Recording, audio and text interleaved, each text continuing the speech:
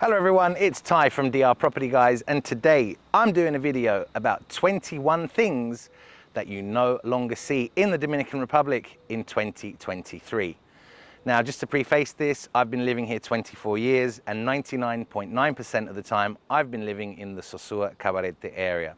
So there may be some things on this list that you can still see in other areas of the country, but we're concentrating on what you no longer see in the Sosua Cabarete area. Now, I've divided this list into three sections: things that are cultural, things that are negative, and things that are positive. So let's get straight to it. So let's start with the cultural side of things. And item number one on this list is something that a lot of the visitors to this country never knew existed. The Dominican Republic used to assemble a vehicle called La Roka. And this vehicle started being assembled here in the early 1990s. It came as a pickup and also as a Jeep style vehicle. They were built with imported Datsun 1200 and 1500 engines.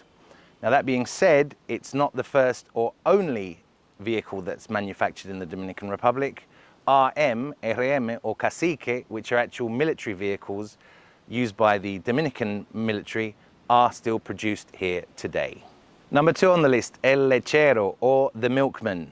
As you can see from the image I'm putting on the screen now, this is how milk used to be sold in the Dominican Republic.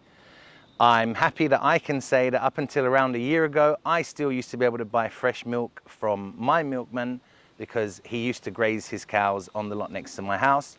Unfortunately, though, that gentleman passed away about a year ago, so I no longer have access to a lechero or a milkman. El Fracatanero or Los Fracatanes, what is that? Well, it's the scratch card seller. Back in the early 2000s, mid 2000s, there were a whole bunch of gentlemen that would walk around the town of Sosua selling a multitude of different scratch cards.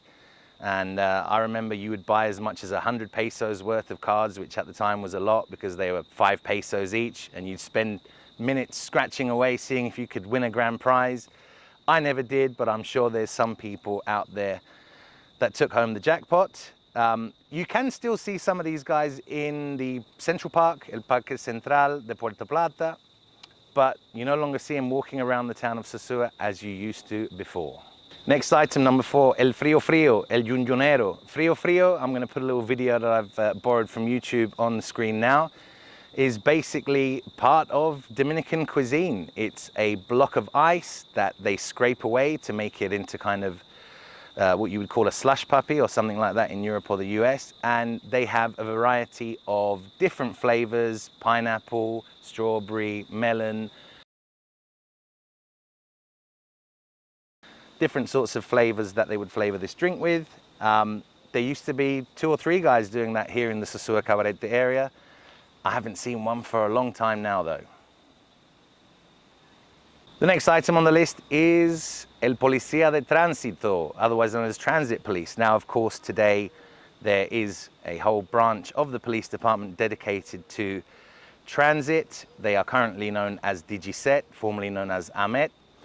But the guys I'm talking about, they kind of got phased out towards the end of the 1990s, the early 2000s, and these guys walked around in lovely uniforms. I'm going to put a couple of images on the screen here now, and had these distinctive white hats. Now, I actually know a couple of former Policia de Transito personally, and they said back in the 90s, when Sosua and Cabarete was a thriving touristic hub, they would walk home with hundreds of dollars a night in tips that they would get from tourists that wanted to take pictures with them because of their distinct uniforms.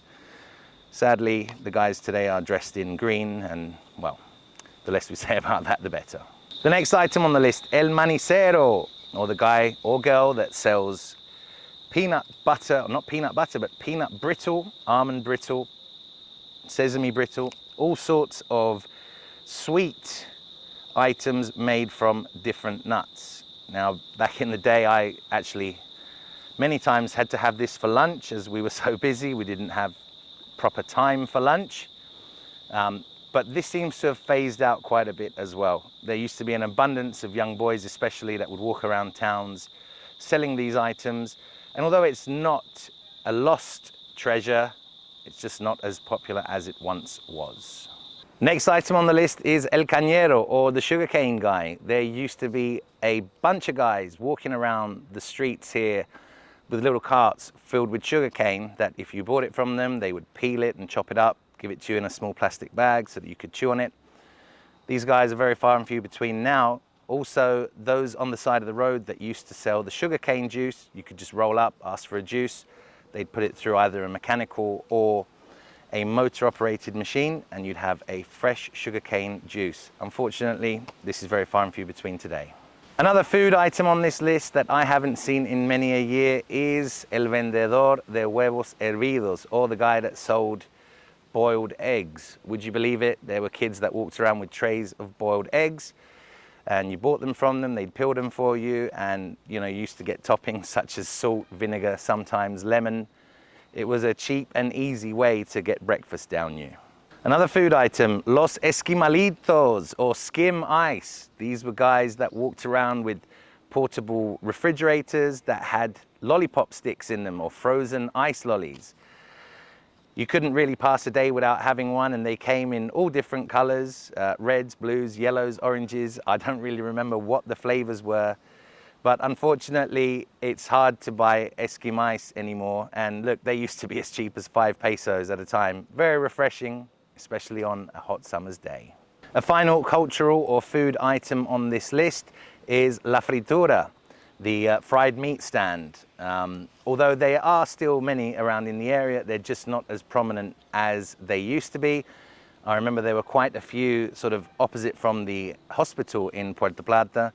And whenever we were in the area, we'd stop there and get some of that good fried meat. Now, part of the reason I guess they're not as prominent currently as they used to be is obviously the new food truck style business that people have sort of migrated towards hamburgers and hot dogs and yaroas and burritos and stuff like that instead of the old fried meat. I'm not saying these places don't exist anymore. There's still a really good one on the road to Santiago, on the mountain on the right-hand side as you come up, but they're just not as prominent as they used to be. Let's get on to a few positive things that we don't see here anymore. And the first one on my list is street dogs. Believe it or not, 10, 15 years ago, there used to be a lot of street animals. Thankfully, due to different organizations that exist in the area, this problem has now been taken care of. A lot of the animals have been spayed and neutered. Many have gone on to find forever homes here in the Dominican Republic and also outside of the country. So this is the first of several positive changes that we no longer see. Another positive thing that we no longer see in this area, it's a sad one, but there was a problem with street children or homeless children.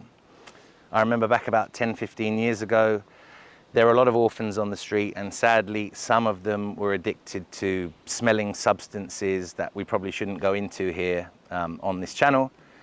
But thankfully, since about 7, 8 years, this is no longer as prominent as it was. I'm not saying child homelessness does not exist in the Dominican Republic, but it's certainly not as bad as it used to be. So well done to the authorities for finding these children homes. Positive thing we don't see anymore, number 3, the old horse and cart. Yes, it was sort of a way of life for some people to transport their goods on and make a day's living, but unfortunately, a lot of the time, these horses weren't in the best of condition. Thankfully, the authorities have taken great steps towards animal abuse in general, and you don't really see men riding around in horse and carts anymore as a result. Next on the list is old battered cars. You wouldn't believe 20 years ago how many actual rust buckets there were on the roads here in the Dominican Republic. All you have to do today is take a drive on any road and you can see a plethora of brand new SUVs, cars, even exotic cars.